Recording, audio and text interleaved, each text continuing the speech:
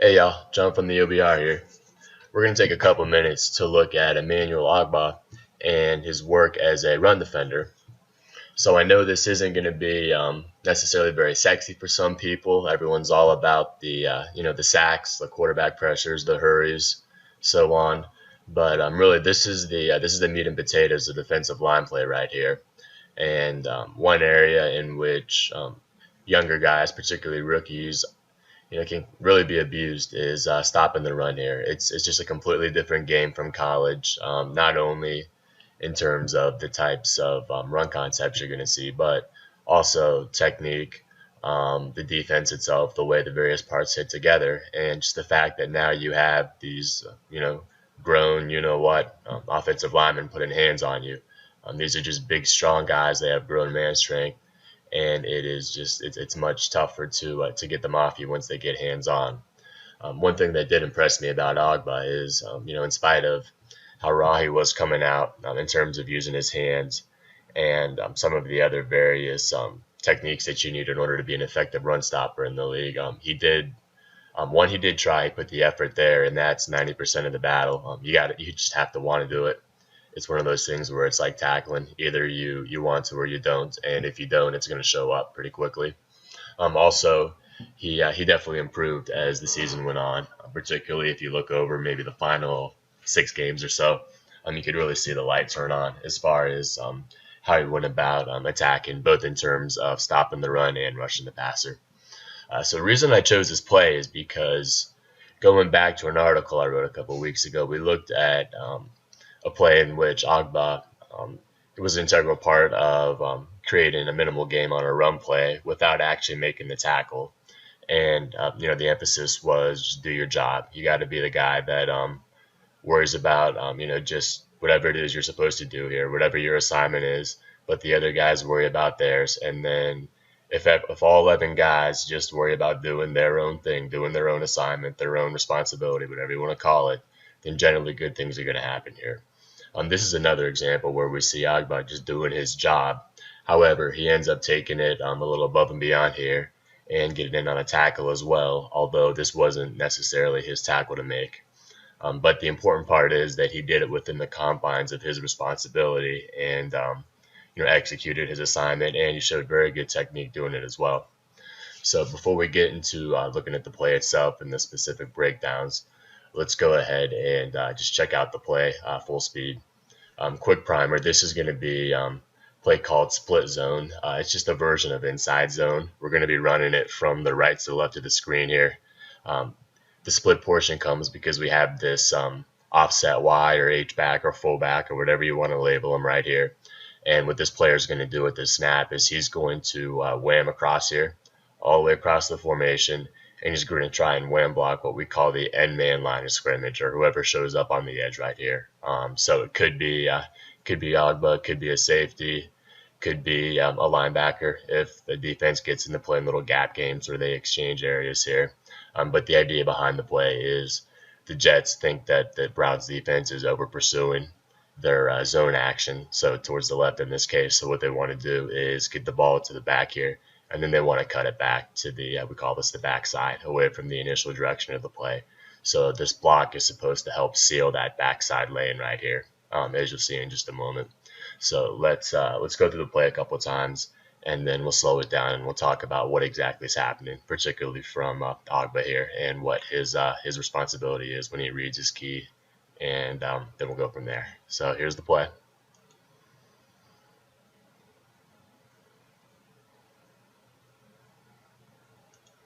And let's take a look at it again.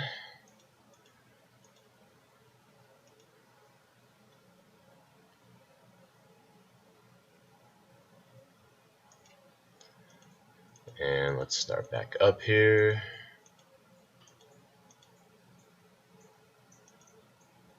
And maybe we can slow this thing down a little bit. I did not do any sort of prep work here in terms of, let's see, in terms of the production value. This is just me looking at some film and talking my way through it. So there's probably some way to, oh, there we go. Let's slow this down a little bit, see if this helps. Okay, there we go. I like that. Much better. Alright, let's watch one more time at this slower speed here, and then we'll get into the analysis. And again, we're focusing right here, number 90.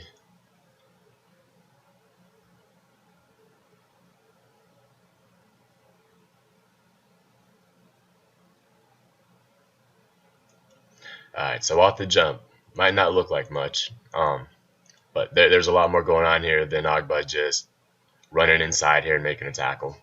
So going back to the play itself, we saw that inside zone path, although you'll notice that the tailback's initial path to the quarterback here, where they mesh, what we call the mesh point, or where the quarterback hands off the ball, if they're reading the backside end here, like think college, read option, whatever you want to call it. This is where the quarterback's reading and deciding whether he's going to give the ball or pull it here. Although Ryan Fitzpatrick isn't pulling the ball, at least unless if they want to keep him upright. Don't want him like a broken down Josh McCown. He's not carrying the ball here, but they can still read off at least the end regardless, because they can cause just enough hesitation to keep him out of the play if they do this right. But going back to the path here, the tailback takes a fairly wide path, and the reason for that is the linebackers here, they are probably looking towards the guard, the quarterback, and the tailback for their run pass key. So is it going to be a run or a pass? You're going to read certain things like what's called a high hat, low hat. If the offensive lineman pops up high, he's in a pass set, so it's probably going to be a pass. If he stays low, he drives off the ball, he's run blocking, that's going to be a run. Then you're going to react accordingly. From there, if you read run in this case, you're going to look into the tailback's path and also the quarterback to see where exactly where they're going, how the quarterback's opening up, for example, to deliver the handoff, the path itself that the back's taking, whether it's flat across the screen like this, indicated like outside zone. If this was college, power read, something similar, or if it's more downhill, so like an ISO play, power, so on. And again, let's watch the path here. And as we move across, we can see that it's fairly wide. See how wide this is right here. Again, we should have eyes on the back at this point.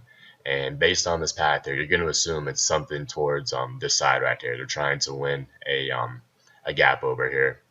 But the idea, again, is that we want the linebackers here to overreact, to flow across, and then we're going to cut it back right in this area here, what would be the backside, or again, away from the initial motion, the backside A or B gap.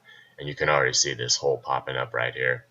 We can see the offset Y, or the fullback, or whatever you want to call him again, coming across here. He's going to wham what should be the end man line of scrimmage, in this case Ogbah. And then the back, once he gets it, he's going to take a hard step here, and then he's just going to cut it straight back and up, in theory. So we go through, and again, we can see the Y coming across here. We see the back immediately take that really hard step with his right foot here to press back inside this gap. And it gets blown up. So let's look at why exactly. Okay, here's the important part. So Ogbah here, he has his run pass keys as well. So he's going to be looking at the lineman right here at the V of his neck. And again, he's just reading essentially high hat, low hat. Although the V will take him to the ball, and by V I just mean his collar right here. That'll give him an idea of the well, first if if he's getting a pass set, if he's run blocking, and if he is run blocking, which way is he going? So is he trying to kick him out, for example, this way? Oh, wrong button. So is he trying to just block a man on here? Well, this tool isn't working so well. There we go. Is he trying to block a man on? And that you generally see that in some type of, let's say, an ISO play. Is he taking a little hinge step outside and then blocking a man on from here? So is it a power play? Is he jumping up straight through to the linebacker? In this case, some type of zone play, which is what we get here. So when Ogbah reads the, I call this a jump through, and it simply means the the offensive lineman here is moving straight to the second level to pick up, in this case, Christian Kirksey playing the will. He immediately wants to get a block on him here because Ogbah's going to be read off. He's not going to be blocked in this play. Um, all they're trying to do, again, is to hold him long enough to prevent him from influencing the cutback on this side here. So you've eliminated him even if he doesn't or he chases inside, I should say, pardon me. As long as he doesn't chase inside far enough to affect the cutback, you've eliminated him from the play without actually blocking him. So you have numbers here. Now going back to the defense, you'll see that we have total of 4 down linemen. We have 2 backers. We have a safety creeping up right here. We have another safety to this side of strong. Generally, depending on where the safety's at, how deep he gets, if he's up to linebacker level, how close he is to the line of scrimmage. In comparison to Ogbah here, you might include him in what's called the run fits, and run fits is just jargon or coaches speak for gap responsibility. And an important thing to remember about gap responsibility that comes into play here is the gaps aren't static. They don't, if you're responsible for, let's say, C gap, as of right now, Ogbah has C gap responsibility right through here, outside shoulder of the left tackle. This can change based on the play, based on the blocking scheme. So that's one of those things where it's not, as a defender, they're not blindly running into a gap. There's it may be C gap, maybe B gap. The technique itself can change based on the type of block. There's more thinking than people realize that goes into this, and it has to happen really fast. Otherwise, it's going to look ugly. And we as Browns fans know that. And one thing about Jim O'Neill, as god awful as he was, and believe me, he was absolutely terrible. That comment he made a couple years back about not playing gaps, that was taken out of context, I believe, because what he was trying to get at was that, again, their gaps aren't static, they're fluid. They change post snap based on a variety of reads, and basically the offensive lineman's technique and type of block is going to determine your gap. But he did not explain that very well, and on top of it, if you really get into his defense, the types of decisions that he was asking the players to make, particularly the front 7, front 6, depending on numbers in the box. There were just so many different variables and techniques that went into it that it turned into sort of a paralysis by analysis thing. It was really tough to get it right because there were just so many different things that could happen. A could lead to B, but sometimes A led to F or G or H or Z or back to A. It got confusing for guys, and they couldn't play fast. They couldn't let loose. And when you can't play fast, you're going to play losing football. It's that simple here. So based on this jump through block that we talked about, getting straight to Kirksey here, as soon as Ogbah sees this, he's going to his key's going to tell him that this is his zone play, that he's read. He's on the backside. The ball's moving this way. He's on the opposite side. So generally what you're going to see here, there are a couple different ways to defend it, but what you're generally going to see, I'm repeating myself, is what's called a squeeze. So as soon as he recognizes the jump through here, he's going to squeeze parallel down the line of scrimmage like this. And the idea is he wants to be flat. He doesn't want to get too far upfield. He doesn't want to get deep, a la Paul Kruger. Some of those other players that will remain unnamed that get way too far in the backfield here and can influence the play. He's going to come down flat. He's going to come down under control. And as soon as he reads the jump through, most important thing he can do once he starts his squeeze here coming down the line is he wants to get hands on this tackle right here. So he wants to keep his linebacker clean. We hear people talk about keeping the linebackers clean, eating double teams, so on. Obviously that's a integral part of a nose tackle and a D tackle because generally they're going to be facing, double teams on most run plays. But that also applies to edge defenders, particularly in this case, in zone type plays. So what he wants to do is disrupt this by getting hands on. Sometimes there are a lot of different terms for it. Again, going back to jargon, replacing the hip, squeezing, block down, step down. They can mean different things for different coaches, but I call this a squeeze. And the idea is he wants to come down and he wants to get hands on the hip right here. He wants to disrupt this tackle from getting hands on Kirksey. And as they're doing this, they're going to naturally exchange gaps because if Ogbah's squeezing inside here, he now becomes a B gap defender. Because we already have a B gap defender, Kirksey doesn't, having a second defender here from the linebacker would be redundant. So what he's going to do is he's going to shoot outside like this and replace. In order for this to, take place as, smoothly, seamlessly as possible, though, he needs to stay clean from the linebacker. And, he needs to stay clean from the tackle here. And the technique that Kirksey uses, you'll often hear referred to as fast flow, FASTFLOW. And that simply means a linebacker that is essentially running, as hard as it can to a spot. So let's go back. Let's see if I can clear this here. And let's just very slowly look at the squeeze and the jump through here. So again, our eyes are the very first thing we worry about. We're going to read our key right here via the neck. Let's see if I can get my pointer back. We'll go slow. Okay, so right here, we can already see it's cutting inside based on the direction of his foot, right? Excuse me. And let's take it a little further. And again, you can see that this is a zone play. These are clear zone blocks right here. They're reaching and trying to get to the play side armpits of the defenders here. You can already see again the tackle has eyes on the linebacker on Kirksey here.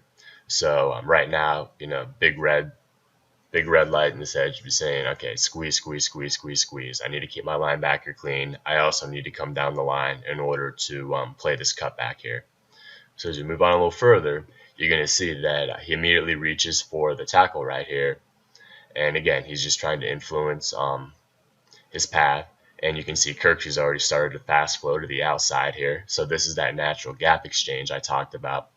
So again, going back to what I said previously, pre-snap, Kirksey had B-gap responsibility. Ogbah had C-gap responsibility. But based on the blocking pattern and the play here, we're going to naturally exchange these gaps.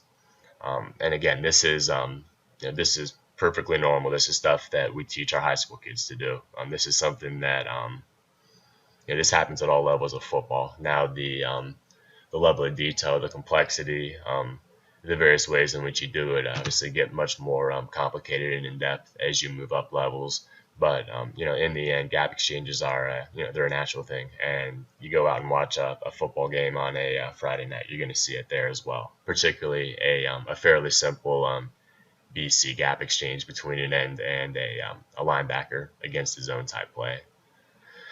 Okay, so we have our hands on here, and we can already see how he's affected the jump through right here. And at this point, the tackle's out of the play. He's not getting hands on Kirksey. Doesn't matter what he does from this point. He's pinned inside. We still see eyes on the ball here. So Ogbah has he's made contact, but he's keeping his eyes on the ball carrier. And at this point, he's going to continue squeezing down the line. And what he wants to do again is influence this cutback lane. So you can see we have a nice little hole here, although Emmanuel Davis is already free, and eventually we're going to see him pop through here and fill. But Ogbah doesn't know this, and again, he just has to do his job, which is squeeze, hands on, if he has the opportunity, tackle the tailback on any sort of cutback here. So we take it a little further, and now we see the offset Y here entering the picture. Now, the way the play was drawn up, the tackle here should already have hands on Kirksey. He should be on the second level here. And what he wants to do is kick out Ogbah here, so then the tailback can just break off his butt right through the hole. Let's see if we can get this working here, right downhill. But because we already have contact here with the tackle, he's sort of left with no one to block. He's he's looking for work, but there really isn't much to be had at the moment because of Ogbah's squeeze and because he held up the tackle here. So if Ogbah were to just continue pushing down here, let Davis fill like so from here to here and make a tackle, he's done his job. He doesn't need to do anything else. This is going to get him an attaboy when they review the film on Monday. This is already great work. But he's going to take it one step further. He's going to continue overpowering the tackle. He's going to squeeze down, and he's going to get in on bringing the ball carrier to the ground as well here. And let me get my little tool off. And as we see here, we've got the We've got our offset wide coming on here. Again, we're wasting a player now. No one's fooled by Fitzpatrick carrying out the bootleg fake here. He's not going anywhere with the ball. If for some reason he did pull, if he were to pull Kirksey, he's not getting around Kirksey, even with Kirksey playing, cheating towards the tailback here. Kirksey is so underrated as a linebacker. He might be, he could be a top 5 guy. Definitely top 10, I'd say. His ability to read and react is, one of the best in the game. He's not quite a Luke Kuechly, but he's getting there. He's coming into his own. I'm really excited to see what he's going to do with Greg Williams and with Jamie Collins, with a full off season and, a defense designed around their strengths this season. He's going to make some noise. I think a lot of people are going to learn his name around the league because, up to this point, in spite of all the work he's done, I think he's underrated as a player. But if he were to get around Kirksey, which again isn't happening, then we have our safety here that's playing we call this the quarterback boot. The safety would then be the secondary boot player. And we can see that he has eyes in right here. He's watching the ball. He should recognize at this point that the quarterback went ahead and given the ball here. So now he's just going to slowly squeeze inside here. And he's going to, we call this correcting the fit. And we'll get into that in a moment. But essentially, he's going to make the front 6 players here, particularly the linebackers, right. So if they go left, he's going to go right. If they go right, he's going to go left.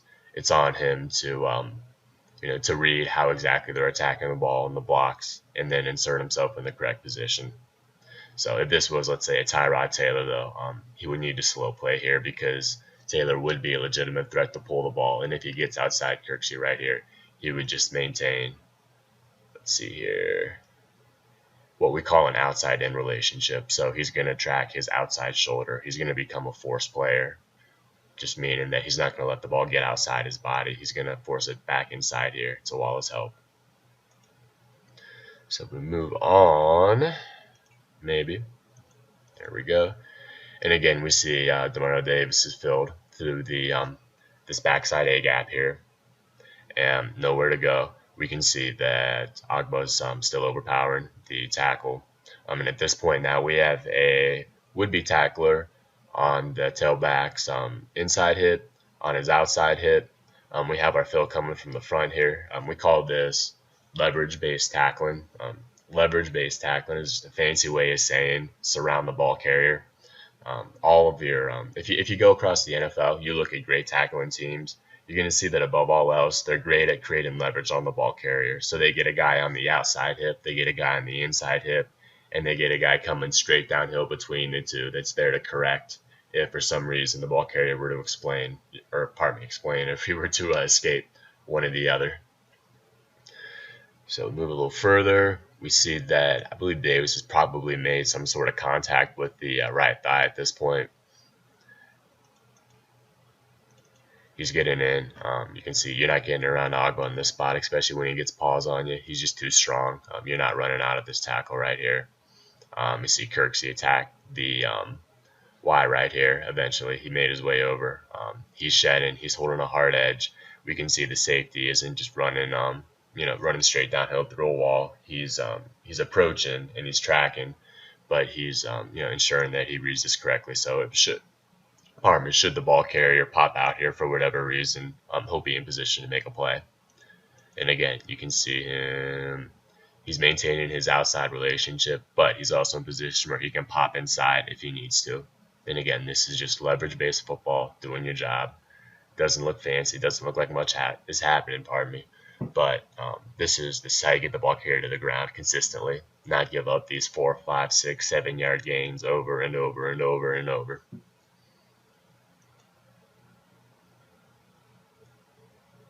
And that's that. So let's look at it one more time very quickly here. And again, really 3 things to focus on. Watch the squeeze, watch the hands-on, and then watch the tackle.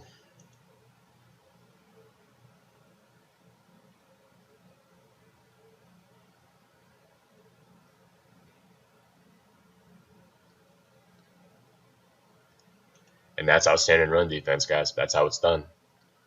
Again, just every guy doing his job, nothing more. execute your technique, play fast. As Greg Williams says, see ball, get ball.